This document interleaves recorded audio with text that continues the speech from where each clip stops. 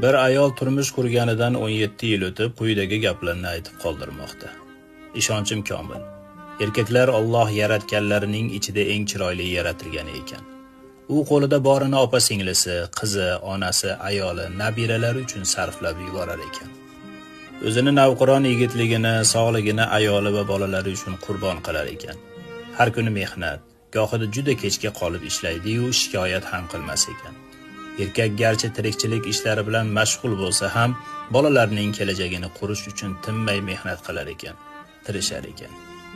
Oilasini mustahkamlashga urinar ekan. Shunday bo'lsa-da turli-tuman malomatlarga qolar ekan.